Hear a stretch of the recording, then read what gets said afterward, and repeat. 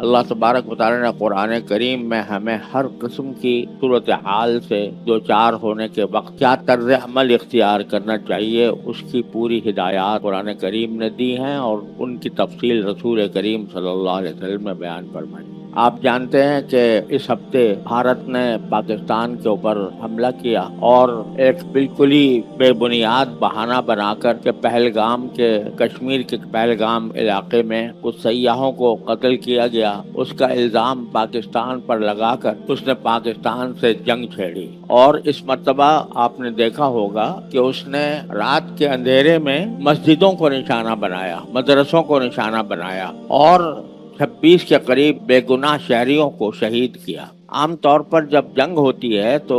بین الاقوامی قوانین کے تحت یہ بات مسلم ہے کہ شہریوں کو نشانہ نہیں بنایا جائے گا۔ دو ملک اگر آپس میں لڑتے ہیں تو ان کو اس بات کا حق ہوتا ہے کہ وہ ایک دوسرے کی فوجی ٹھکانوں پر حملے کریں، اس بات کا حق جنگ کے دوران ان کو ملتا ہے۔ لیکن شہریوں کو نشانہ بنانا جو براہ راست جنگ میں شریک نہیں ہیں، ان کو نشانہ بنا کر انہیں شہید کرنا، یہ بین الاقوامی قوانین کی کھلی خلاف ورزی ہے۔ اور خاص طور پر عبادت گاہوں کو نشانہ بنا کر ان پر حملے کرنا، یہ بھی ایک طرف بین الاقوامی قوانین کی خلاف ورزی ہے اور ساتھ ساتھ یہ حملہ کرنے والے کی کمینگی پر دلالت کرتا۔ اور یہاں بہاولپور کے علاقے میں اس نے مسجدیں شہید کی، مدرسے شہید کیے، اس میں قرآن کریم کے نسخوں کی بے حرمتی کی گئی، قرآن کریم کے نسخے جلائے گئے۔ بہاولپور میں بھی، مریدکے میں بھی اور گوٹکی میں بھی مسجدوں کو نشانہ بنایا۔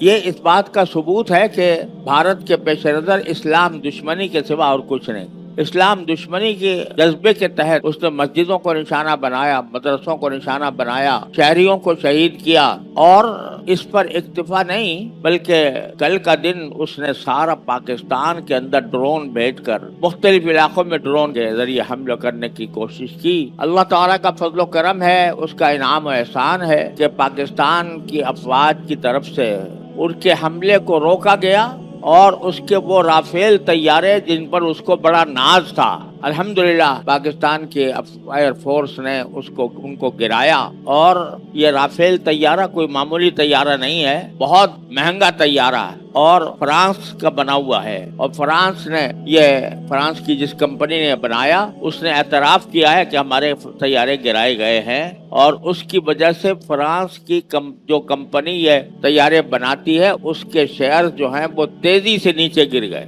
الحمدللہ ہمارے جانبازوں نے ان رافیل طیاروں کو بھی گرایا، اور